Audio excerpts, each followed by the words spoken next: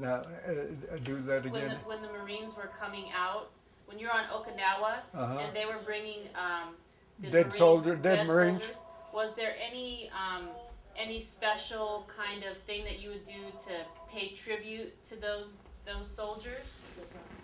No, you get pretty hardened out there when you're there. You really do. It's just something. Uh, just like when Tennessee was shot. He was a good friend of ours, but it happened. And these kids, of course, we had no relationship with them as friends or nothing. They were our brothers as far as the battle is concerned. They were up there fighting. They were fighting going up that hill. And I can remember it. I can smell it even today in the noise of the flies. It's just like honeybees. Just the flies were so thick. Just 3 or 4 truckloads of stacked just like wood. Just real bad. Yeah. And how did you feel when you saw that? Well, you actually you're saddened by seeing that. Nobody wants to see anybody like that. But consequently, I guess maybe that could have turned more hate towards the Japanese. Um, but it's just something you take in stride. Who knows? Maybe next thing you know, it could be you. So you just live with it, and you and to see that happening. Okay. Okay. Um, well, let's jump up a little bit and we'll talk about when you came back in 1946. You Mm-hmm. said that you were happy to come home to Chandler. Do you remember how you felt when you saw your family? Oh yes, I was glad. Well, actually, my mother and my sisters and Martin were in Texas. They had been back there a couple of months. My dad and my sister Helen were living here, which was Ocotillo then. Sam was the electrician had taken Bert Stroud's place, and so he was there, and my dad was staying there with him, and Richard was. Richard had come home, and he was working for public service, and so I come home, and I didn't want to go anyplace. I, Richard said, "Let's go out," and I said, "No, I don't feel like it." I guess it was about maybe 6 months before I finally started going out again. Deal. I just wanted to be home. And that's where I had to be real careful with Richard. Because the first time he come in and I was asleep, and he come in and didn't wake me. You jump up fighting. So I told him, I said, don't come in like that. Just open the door, knock on the door, make sure I'm awake. Yeah. Uh, And in fact, last night I was asleep there, and Troy come in and shook me, and I told him, I said, don't do that. I said, don't do that. In, in fact, you did that one time too, didn't you? And I told you not to do that? Yeah, probably. Huh? Probably. Yeah. so what kind of work were you doing when you came back? Do what, honey? What kind of work were you doing when you came back? I went to work for a fellow named Tex. He was an electrician. And we wired up, in fact, the Queen Creek School. I worked with that. And then wired up fellow's name, the telephone company. Was it Bill? Mountain Bell at the time? Huh? Mountain Bell? Yeah, Bell. Sam Bell was his name. Okay. And he had this property. He had a ranch there, and he wanted some work done on his house, so Texas, I helped him rewire it and what have you. And then then I went to work with R.W. Hanna, who had part of the Ocotillo. He's the one that named, in fact, he's the one that named Goodyear, changed it to Ocotillo. And he sold part of the ranch to Bogles. Yeah, so I went to work for them as a water foreman. So I did that, and then working cattle, and then I started working with cowboying, with the SV Ranch and what have you. Okay. I cowboyed there a lot. Where was the SB Ranch? Hmm? The SB Ranch. Where was that at? Here at Ocotillo. Yeah, he had some yards there. He had some feed yards there that we fed, and then we had run cattle out in fields, alfalfa fields in them days.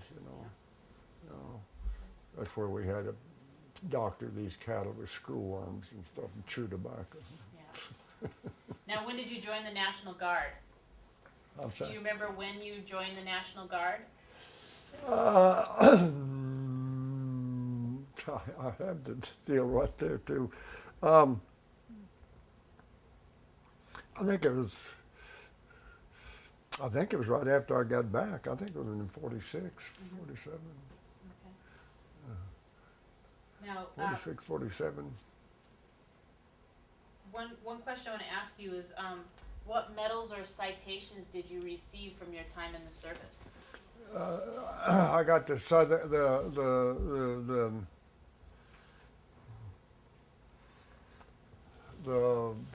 I can't even think of the name of the southern. He's got them right here. Theater, Southern Theater, Okay. and then medal for being in combat, and in fact I got two stars there. There you go. Well, Those, is that them? yeah, this I can't even, and I'm embarrassed. I can't even remember. This is the ribbons. There's my 2 stars for the battle. There's 2 battle stars. Okay. These, of course, I got in boot camp. A sharpshooter, expert. I got $5 a month for being an expert sharpshooter. That's in boot camp. Yeah. Okay. Yeah. But I can't. I'm too old to remember all these things. I didn't even think about them.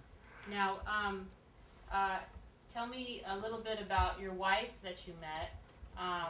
Tell me what her name was of your wife. Lalda Mae Lang, and her nickname was Socks. So we called her Socks. And when did you meet her? When? Mm-hmm. Well, I think it was about Well, when did you get married? in 49. 49, but I'm He said he got married 50. 6 months after they got I can't remember. Got married at Christmas in 1950. Okay. Yeah. And you met her in Chandler? Hmm? You met her in Chandler? Yeah, at the Western Tavern, which was where the Spanish Cafe is now, It was the Serrano's. The old Yorktown, yeah. Mm-hmm. Yorktown. It was Yorktown, yeah. It was called Yorktown then, and like I say, she was a pioneer family, from a pioneer family, and their family had been there for many years. Lang was her name, Lang. Her mother's maiden name was Lily White. Lily White. Yeah, her dad was a bishop there in Mesa for many years. They're Mormon people. Okay. You know. And how many children did you have?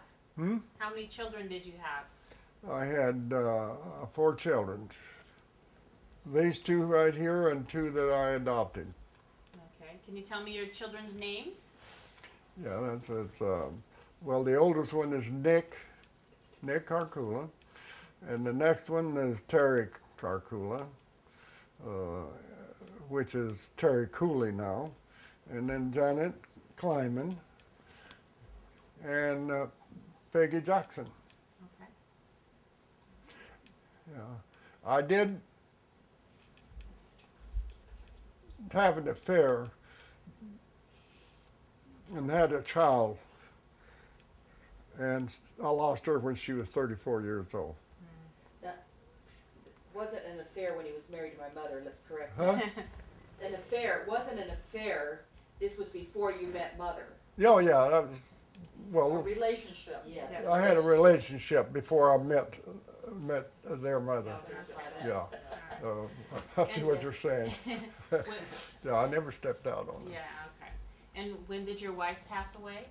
1987, November the 3rd, 1987. Okay. All right. Yeah, she's been dead now 22 years. And then later on you met Michael Larson?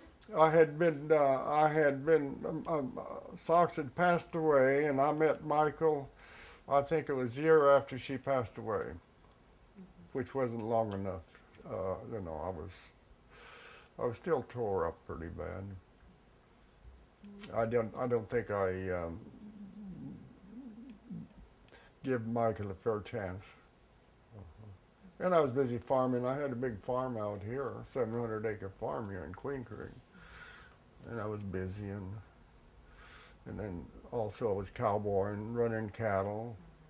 I was pretty busy. Yeah. I had a lot of energy. Okay. But I want to ask you about one more thing, and that's you said that you joined the police department. Can you tell me about that? Yeah, when I got out of the service, I worked for Tex Unhart, or Tex. I don't know. It seemed like these couple of jobs, and I knew Roy Wolf. He was real well, worked cattle and what have you. Well, he was appointed chief, and so one day I was talking to him, and he asked me, he said, "You want to go to work as a Chandler police officer?" I said, "Yeah, I'll give it a whirl." So I went to work for the city of Chandler. Mm-hmm. How long were you a police officer? You know, a couple of years, I don't know. I was busy trying to get ahead, farming and working cattle and what have you. So Roy Wolf hated to see me go. He told me this is the God's truth. He told me I was the best officer I ever had. For That's what nice. it's worth. You might tell the story, Dad, about Monty's, because that's some of the history of Arizona. Story Well, I about don't Monty. know if that's. You mean about? Monty, when you were a policeman, how Monty Jr. came in, and you might tell that story. That's interesting. That's part Well, of I don't history. know if the deal. Well, that's when I was on the police department. I come in one time at 12:30, and some guy had Leonard Monty down on the floor. Of course, I yanked him up and got him going and what have you. So Leonard Monty wanted me. He said, "Ernie, if you'll come in and have your meal, you know, between 12:30 and 1:30, because that's when all the drunks come in to eat, whatever." He said, "I'll charge you half price on your meals." So I said, "Okay, that's a deal." So I come in, and there several incidents, you know, when they come in, people are drunk, you know, and they get rowdy and what have you. Mm-hmm. And so, and then I had quite a few. But there's another time I'll tell you about. I got a call from Roy and said certain address said there's a fella abusing his wife. So I drove around and the alley, and here he is in the backyard, and he's beating on his wife. So I got out and went out there, and you know, grabbed him by the nape of the neck and said, "You're under arrest," and so I said, "Come on, get in the car." So I was taking him, and I opened the door in the car, and wham! His wife got a broom and was beating me on the head with a broom. And so I just grabbed him and threw him back into her, and I said, "Man, she's yours." So I went back to the city hall. I told Roy, I said, "Boy, don't you ever send me on a deal like that." I arrested him, but he was beating her, but she didn't want him to go to jail, so I quite a few incidents like that. That's And then I had some rough ones too. You know. How long did you serve? You served for 2 years, you said, on the police department? Yeah, Do more you or remember less. what years they were? Hmm? What years? Did you serve in the 40s? No, it was in the late, it was in the late 40s. Yeah.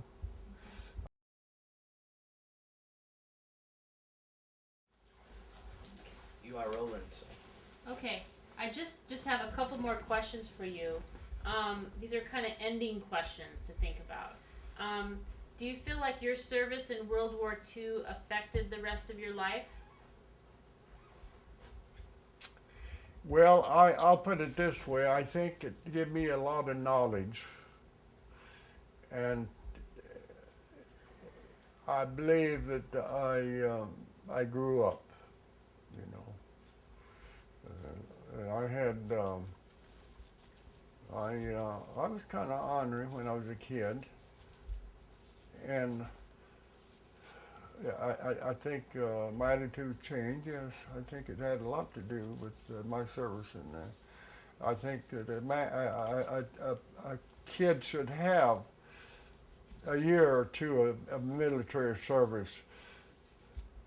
I think that we would have a lot of different respect and what have you as a whole, because I think a lot of our younger generation has no respect or no, don't know what to say, you know. And I think I learned a lot from that, you know. Now, there was two questions. One was that, and what was the other? So the other one is, you've gone and you've done a couple presentations to kids that are in schools, talking about your time in the service. Do Right. what in? You've gone and you've done different presentations to kids in schools. That's what you've done in the past, right? I have done what now? Presentations to kids Yes. in schools. Yeah. Okay, so thinking about your time in the military, what lessons do you feel like you would want to tell those children? You know, like what lessons did you learn that you'd like to share I with those learned kids? that there was a lot about this world that I didn't know, and I felt like that if I could expose these younger generation, younger kids, to some of these obstacles and good things and what have you, I was glad to do it. You know, because kids nowadays, and it's the way this country has changed. I don't know if it's a world or what, but we don't demand respect. Consequently, I say that our nation has suffered from it. Maybe I'm barking up the wrong tree, but that's the way I feel. I feel that I was lucky that my dad was strict, and he had goals, and he had certain rules and what have you. Where nowadays the kids don't have that, you know, and that's why we had so much trouble as it is. But well, I felt like I've left my mark in Chandler, as well as a little bit in the Marine Corps. Yeah, I think. How do you feel about having served for the Marines? How do I feel about serving the Marines? It's just like I told my grandson. There's no other service. Yeah. I'll tell you what, they had you learn from them. There was no pussyfooting around, you know. Just like the one DI said, that the officer comes to you and said, "Private, go move that mountain over there." You don't say, "Well, how do I do it?" or whatever. You say, "Yes, sir." Then you figure out how you're going to move it. Showing that deal.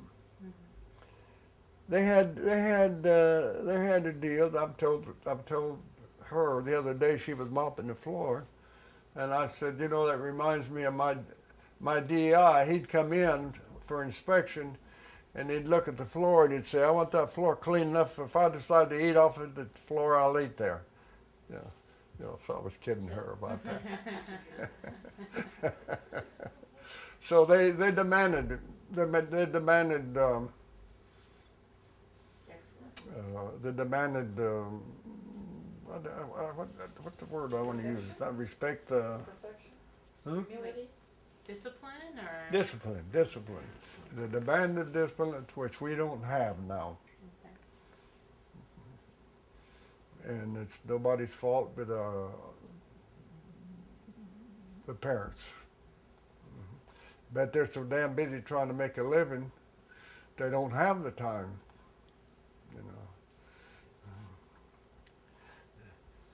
I don't know if the times will ever change or not. I may not live to see it. Okay. Is there any other thoughts that you would like to share before we end? Maybe Well, anything you want to tell your grandchildren, do you think? I don't know that I've talked too much about my military service, other than that I went in the Marine Corps. I was in World War II. And there's so many little things, that you miss and you can't talk about. And